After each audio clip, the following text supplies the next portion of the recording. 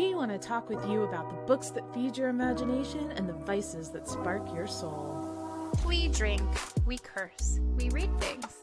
Come sit by us. Expect no judgment, just good times. Welcome to Paper and Vices. Books reviewed, vices indulged. Mature content warning. Holy shit, it's Thursday. Like, it's not Thursday when people are listening to this, but like, it's one of those, the fuck did this week go? Also, I'm so tired. How? Is this adulthood? It is. It's funny that you say that, because I usually feel like the week goes so fast, and this week has just been dragging for me. I'm like, oh god, it's only Thursday. As long as it balances somewhere. It does. Like, there has to be a balance. But how's your week been? It's been okay. I am okay. My kid has some very specific problems that we are going to various therapies and addressing, and some of them are newly uncovered. I'm okay. It's okay. If I keep saying okay, it'll be fine. I'm surviving. I'm picturing that like the little tune sitting at the table, drinking a cup of coffee, and like the house is burning around him. Yeah. Yeah. This is one of those weeks that I'm really glad that I married an awesome person. Mm-hmm. Otherwise, everything would suck.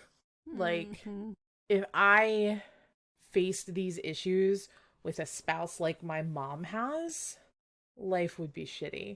And there's a difference between life being shitty and life being difficult. But, yes. Said kiddo has swim class once a week with our pod family, which I soon won't need anymore because I got my first vaccine and I get my second one in a month, and I'm so excited. I'm gonna go to Target and smell the fucking candles. I'm gonna run 2 errands where I get out of the car in the same fucking day, y'all. It's gonna be wild. Before the pandemic, what do you daydream about?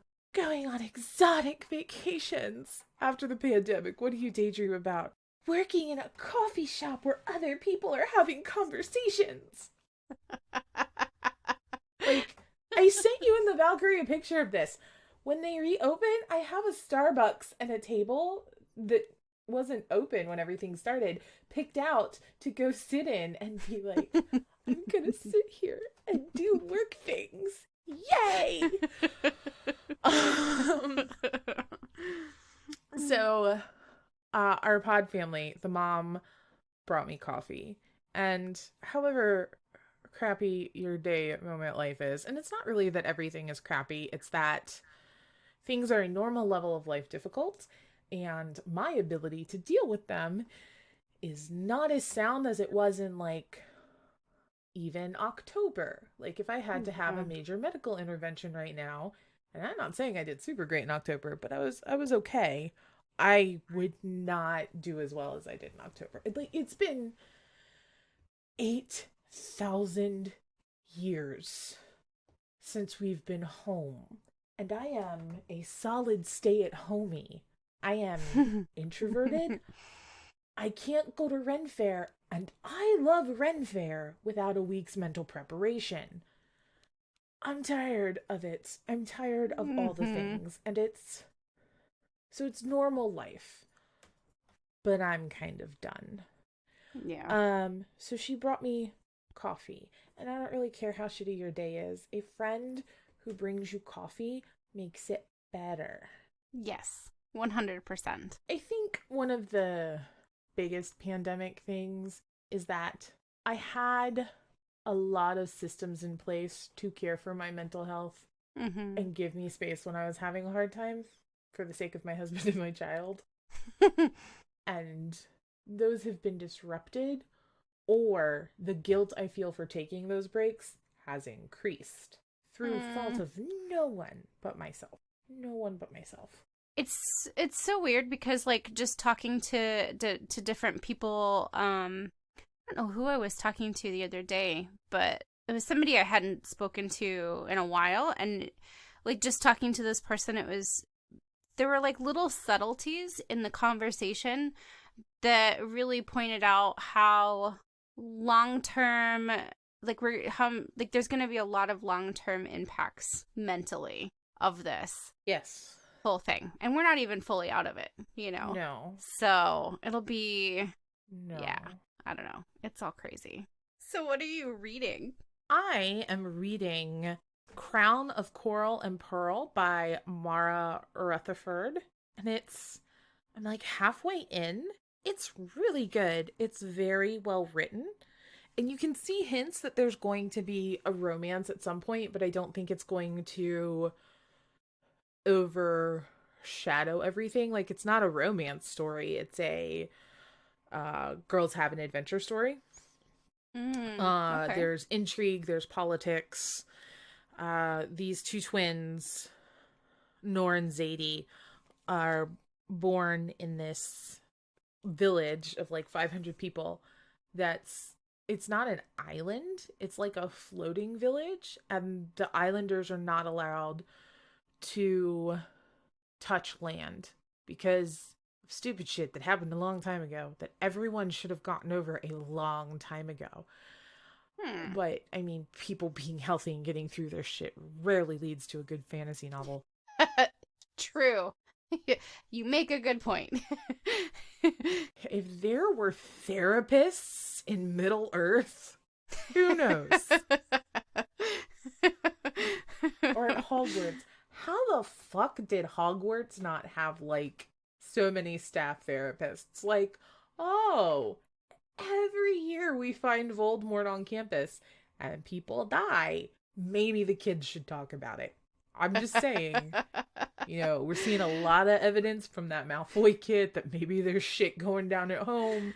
Let's talk about it. Are you okay? Maybe even a support group for the kids coming from Muggle families. I don't know. Something. Just go crazy. Anyway, every year, or every generation, every 20 years, a girl is picked from this village to go to the kingdom on the mainland that keeps them from setting foot on the mainland, that provides like all their fresh water and their firewood and their fruits and veggies to become the new queen. And they never see their family again, and you never know what happens to them. And all the people in this village harvest. What they trade for are these pink pearls that only grow near blood coral. And the blood coral is deadly. Like, if it cuts you, you're probably going to die. And it only grows from the hearts of people who are buried at sea. But because they're a completely floating village, it was really hard not to think about Waterworld, even though it's not described that way at all. It's more described like a Hawaiian island without the island. There's a lot of it. And the imagery is beautiful. The girls are well and appropriately written for 17-year-olds, but they're also different enough that, it wasn't a blank character template.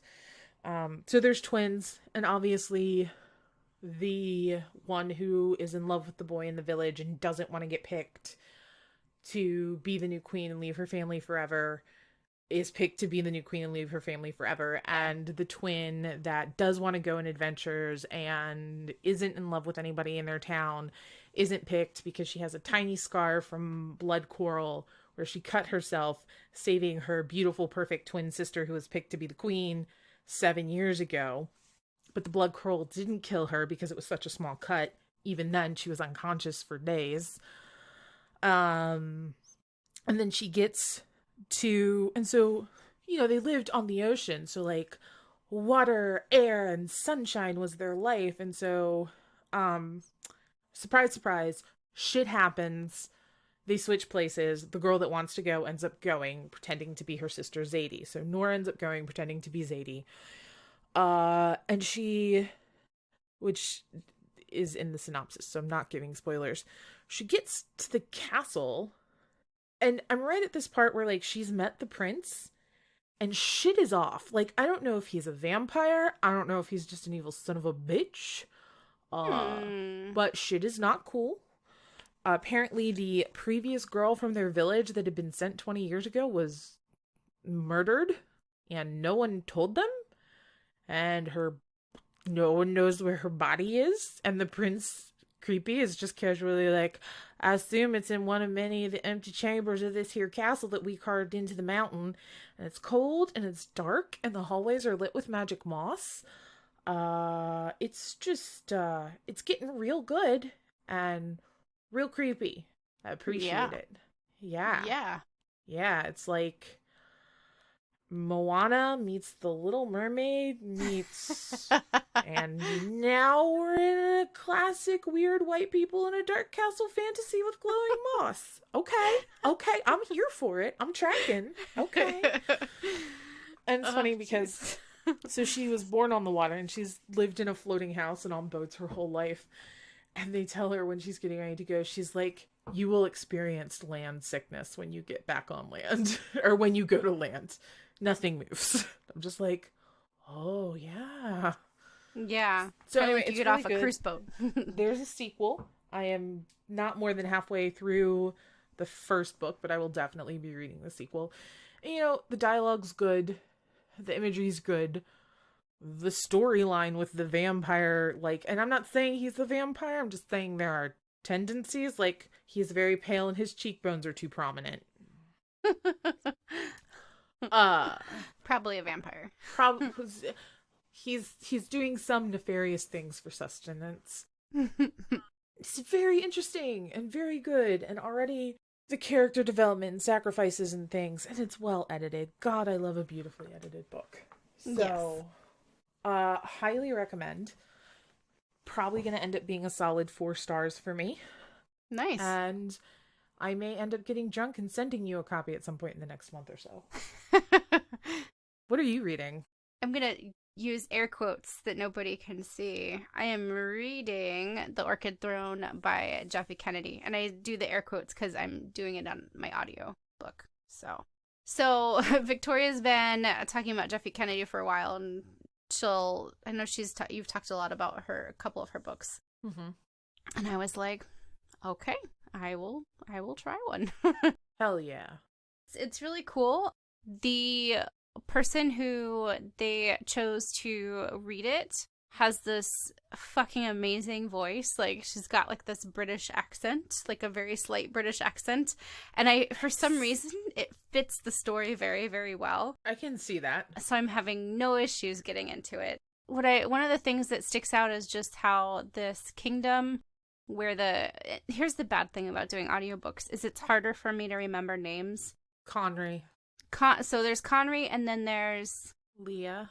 Okay. And it's in where's the place where Leah is? Oh, I always say it wrong. Hold on, I have it up here on my Kindle. Nathalia? No. Well, that's her name, Nathalia. But Leah, yeah. I don't know. That kingdom and like her people, I love that it's like Calanthe, yes. It's just very proper, but at the same time, it's like very like, we're gonna just party and have sex and orgies, and it's like Versailles in Hawaii. Yes. And God, doesn't that sound like a good fucking time? Yeah. I'm like, I want to go. Just like, I want to go party in Calanthe. Not necessarily sure I would be down for the orgies. I feel like that's a little intimidating to me personally. Here's the thing. I would get a glass of wine and observe and politely applaud. And they're probably down with that, so hey. I'm sure that they would be like, here's a chair. You're good. Like, that's 6 different people all interconnected. Wow. Where is that? What is that? Hey. Okay. Hey. That's new. Don't step in the puddles. It's gross. Okay, no. Come on. But seriously? Practically, that has to be a concern after an actual orgy. Yeah. Unless, like, you're doing it in a field, like, Bacchanal style. Like they were in that episode of True Blood. Yes. Yeah. Like, there's no puddles in the field. No, the grass and the dirt soak it all up. You're good. On, like, a marble floor, somebody's coming in the next day with the Fabuloso. I hate Fabuloso. Okay, but think of the other smell. You would need something strong. Good God. Anyway, the book is good. The book is fucking amazing, and I'm very excited about it. So, like, about finishing it. Like, because I'm like, okay. Like, I'm just... And there's not... So I'm curious to see how they're going to get out of the predicament that they're in. Because I'm like, sometimes you can kind of tell, like, when you start a book, you're like, okay, I can see how... Like, it could still be a fantastic book, but you kind of know how they're going to get out of a situation. Like, the answer is right there. Whereas this one, it's a little more, I wonder how this is going to play out. In my experience, and I haven't read every one of her books because she's a prolific fucking writer. In her fantasy series, Jeffy does not give reward without risk. Like, there is no completely safe bet. There's just do it or die at some points, basically. And I like that. I like it because it does force character growth in a very natural way, as opposed to, like, waking up a vampire and suddenly you're so mature and this is what you were meant to do your entire life. Which isn't awful. It's a device. But it also uncovers character strengths in characters that we've seen glimpses of all along, or really just, like, solidifies the kind of people they are. Like, in book 2, when you get towards the end, there's a whole situation with Connery and a harbor and all these things, and you almost forget at that point, because of how far he's come, where Connery started out, as far as starting in the book, not starting as a child, and it comes back to him and he comes full circle, and it's just like, holy shit, this is why she made this choice with this person. The books are so fucking good. There are, if you really like this series, there's another one of hers about the girl that dances with the pearls that I'll have to bribe you into reading at some point in the next year. Anyway, I'm glad you enjoy them, though. It's always nice when a friend brings you coffee, or when a friend reads the same book you do and is like, this is good. I love those moments. Yeah. It's like, all right, this is a good choice. Yes. Yeah. So what about your vices? Cheese and Dreaming Tree Crush. I don't know, like, what happened in my life, but I had tacos a few days ago, and it was Taco Bell tacos. Like, there was a little bit of cheese on top, but there wasn't, like, cheese. The last time I, like, had cheese, like, I ate a piece of cheese, or I just had cheese as a snack or as its own side dish. Because, like, sometimes you'll be like, I don't want a lot of lunch. I want, like, a hunk of cheese and some grapes. That's a meal when you're in your 30s, or when you're 3. When you're in your 30s, you get to have booze. Yes. And it had just been a while since I had a cheese stick. And I had a cheese stick wrapped in prosciutto today, and it was just like, fuck yeah, man. Cheese is so good. I love cheese. Cheese is amazing. This is why really I could never be vegan. Like, I could get over steak and fried chicken eventually. I could go to oat milk, no problem. I'm mostly oat milk now. But cheese. Yeah. All the different kinds. And it's just good soul food. Yes. Like, I don't know. I feel like with prosciutto, you have to have the cheese. Yes.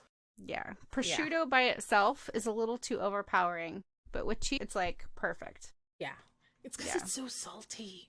Yeah. It's so good. Now I want to make a charcuterie board, but I need an excuse. Continue. In Colombia, this thing where they take their hot chocolate and break off a piece, like a big chunk of cheese, and drop it into their hot chocolate. And then they wait for the cheese to melt, and it kind of makes the hot chocolate all salty and sweet. So, and then they just scoop out and eat the cheese in the middle of drinking their hot chocolate.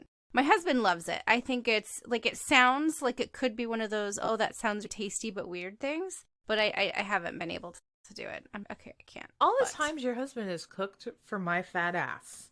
All the times. And he's never made this for me? All right, it's happening.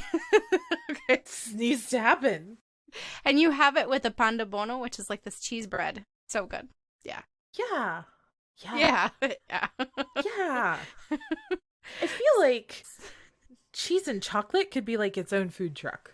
Like, just yes. Trust. This is the Trustco food truck. What do you sell? Cheese and chocolate. Just. There's so much you can do with. We're very nice to our cows. A million ways to do chocolate and a million ways to do cheese. This could be a thing. If anybody starts a business from that idea, to send us some proceeds. Yes. Just saying. And chocolate. So what do... yeah. So what are we talking about this week? We are talking about books we read when we were younger. Technically books we read as children, but like, I don't want to talk about Home for a Bunny. Like, it was a cute book.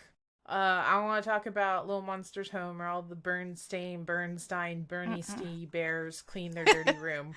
The Mandela effect bears do things. I don't want to talk about that. Like preteen years. And yes. In early teen years. In early teens. Yes. One of the book series that I read was the Boxcar Children. And that actually starts where, like, I think there's 4 kids. There might only be 3 in that one, but I think there's 4. And their mother abandons them in the parking lot. Like, they're sitting in a car, mom's going, all right, I'll be right back. I'm just going to go in the store for a few minutes. And then she just abandons them. The fuck? And that's how that series starts. I never read the Boxcar Children, but damn.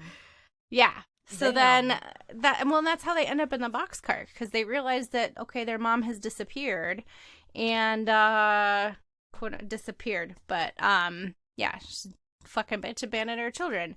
So now they have to go take care of themselves, and they find an abandoned train car, and that's why they're the Boxcar Children. And it talks about how they had a tiny bit of money and how they made it last, and then they end up walking across the country or some shit, like a really long distance, to find like a distant relative.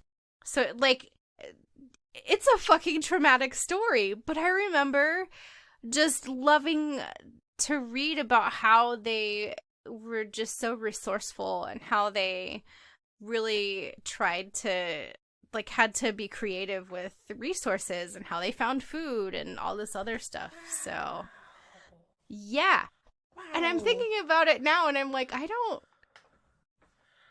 was a kid's book. I'm like, that's yeah. really fucking dark. And just, Flowers in the Attic was like that too. I mean, half the shit Neil Gaiman writes is a kid's book. Coraline is a kid's book. Yeah. Fortunately, yeah. Milk, the Graveyard Book.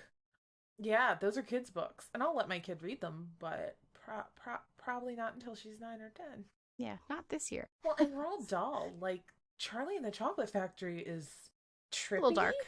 And some of Shel Silverstein's stuff is like... Yeah. I forgot to add him to my list. I read him too.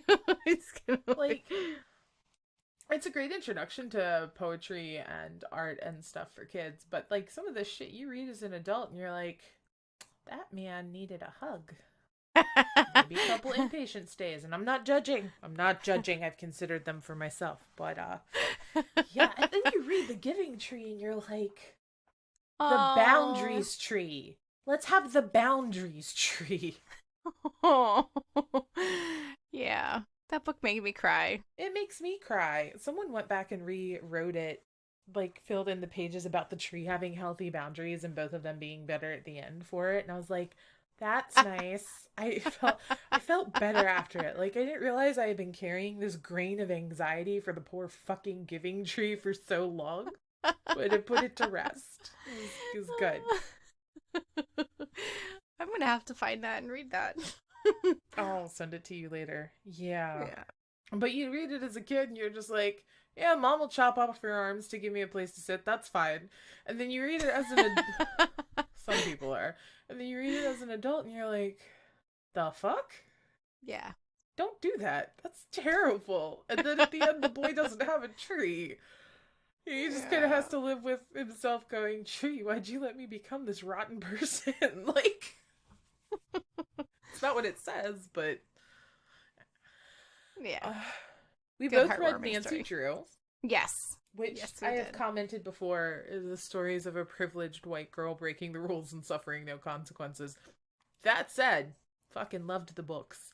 She Yes. had a convertible and she was doing her stuff. Yep. She had a boyfriend in one or two of them. Yeah. And Ned Nickerson, yeah. which Oh I yeah. always was like, okay. My parents let me read Nancy Drew, but they did not like that one of the girls cut her hair short and went by George because her name was Georgina. Uh-huh. And I'm just like, look, they named the chubby girl Bess, and George is what you have a problem with?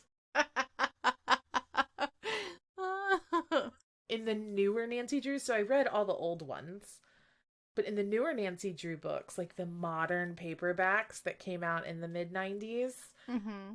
Ned and Nancy like went away on ski weekends and Ooh. kissed. Oh. And it Such was scandal. super duper PG, but their relationship was more prominent in them, and my parents were like, I don't like that. I'm like, of course you don't. It's something I enjoy. But yeah, every Nancy Drew book I could come across. And they even had Nancy Drew Jr. or something at some point. And even though I was too old for them by then, I read those anyway. It's like she solved Hmm. mysteries at an ice cream shop or something. Yeah. Yeah. I didn't hear about the juniors. Huh. Yeah, I'll have to I don't remember what they were called, but she was like she wasn't old enough to have the convertible yet. Gotcha. So, but if I could find those, I'd probably grab them for my kids' eventual library. Yeah. Did you ever read any of the Babysitters Club? I read all of the Babysitters Club up until, uh, geez, I don't even remember. I remember Dawn and What's Her Who's Its parents got married, and the house was haunted, but it wasn't haunted. I really loved the Yes. double thick ones where they like went on vacation. Like they went on cruises or they went to the beach or whatever with the families and the babysitters were paid to go with them. Oh, But gotcha. one of my favorite ones that I remember, it wasn't Christy, Claudia, or Dawn. It was the other one, the sister, the stepsister, the one that was always really well behaved. Now I have to look up their names. Yeah, I read so many of these. My parents didn't like them either. I don't really care. Mary Ann. Marianne. Okay. Yeah, it was Claudia, Christy, Stacy, Mary Ann, and Dawn. And Mary Ann and Dawn ended up becoming stepsisters. And one of my favorite books, and I don't remember why it's my favorite, but I read it like a million times, was Mary Ann lied about her age and got a job as a Christmas elf at the mall to pay for the too many Christmas presents she had bought. Oh. I don't know why this was such a big thing for me, but it was. It's weird what, like, little strange details stick with you. I don't know. Yeah, yeah. I did not take the lesson and use credit appropriately when I got my first I credit don't card. know many people that did, or still yeah, do, I should say, present tense. Well, okay, in our society, it's kind of a necessary part because if you don't have debt, then you don't have a credit score, and then no one's going to lend you money, and you can't buy a house or a car or book a hotel room or get a great rate on your car insurance, even if you switch to Lizard Man. Yeah, I had totally forgotten about the Babysitters Club. I read the hell out of those things. Yeah, it's funny because I only remember a couple of that. Like as you were telling me like those details, I'm like, oh yeah, I've read that one. Yeah, I read that one too. But I mean, more the Boxcar Children really stuck out to me, probably because it was such a fucking traumatizing story. Like in Yeah. retrospect, Yeah, like it was your Addie Worm moment. Like, what the yeah. hell? They were the super specials. That's what it was. The Babysitters Club Super Special. Babysitters on Board, which is they are paid to go as babysitters for a couple families on a summer vacation, which includes Disneyland. Babysitter Summer Vacation, Winter Vacation, the Babysitter's Island Adventure where they take sailing lessons. This is what I remember now that I'm reading it. The Babysitters Club Super Special number 5, California Girls. Who would believe it? The babysitters have won the lottery, and with their winning money, they're all going to California. College is for losers. Why the fuck And not? then there's one where they go to New York. There's one where they're snowed in. There's the one where they're at Shadow Lake. There's Sea City, Here We Come, which if I remember vaguely had something about a boyfriend. The Babysitters Club Super Special 9 school production of Peter Pan. Here Come the Bridesmaids, which is when somebody else gets married. Babysitters go to Hawaii. Babysitters in the USA. I never read this. I didn't read the last few. I was too old. I aged out. And the babysitters go to Europe. These bitches got around. You can read them on Kindle for $3.99 each, or buy them used in paperback form for $44.33. Jesus Christ. Oh my God. And yet some of them you can buy used in paperback form for $1.95. I guess market. What the have fuck? favorites. Yeah, it's weird. Guess what you're getting for your birthday?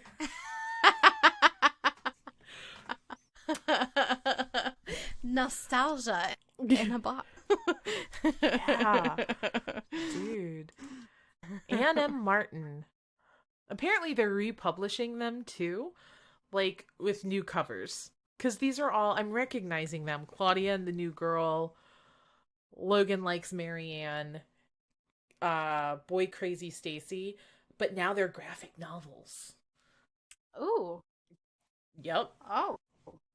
Yeah. I might actually look at those because that might be really interesting to just look and see like It might how be. they spin it.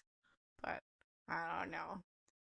No, those are the ones that really stuck out to me. Although I did read, I was allowed to read Flowers in the Attic, which I also read as an adult again, or at least tried to. I had to stop reading it. 'Cause the fuck am I actually reading?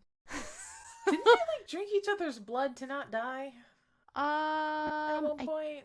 don't recall that specific detail, but I shit, caught lady. part of the movie Flowers in the Attic, like Yeah. the TV cut, and I was like, this is no for me, dog. I'm good. Yeah. No, strangely enough, that's another, I was not abandoned by my mother, by the way. Apparently, I read a lot of books about mothers abandoning them, so they were stuck up in an attic, and the brother and sister end up falling in love with each other, and in future books, they have children together, and... Are they okay? Yeah, they're okay. They don't have like extra thumbs and stuff? Nope. They're... Okay. Yeah. Oh, okay. Yeah. It's a little fucked up, but, well, anyway. And I wasn't, like, a really, I think that one was I was older. I was definitely, like, early teens, but still, I tried to read it as an adult. I'm like, this is fucking depressing. See, I remember I started reading Michael Crichton when I was, like, 12. Mm-hmm. And I remember reading Terminal Man, which is an amazing book. And the dude stabs her with a screwdriver, and I remember just being like, I should probably not be reading this. But no one's stopping me. It's a free fucking library.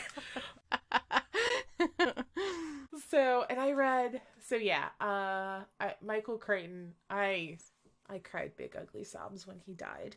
And then, what else did I read? I read, you've shared in some of this, more towards, like, my very early teens. I read a lot of Christian romance, which is... Lots of sex. Lots of no sex, actually. Like, yearning, and the two love interests actually being very far away from each other. Yeah, like When Calls the Heart, which is a TV series now, read all that shit.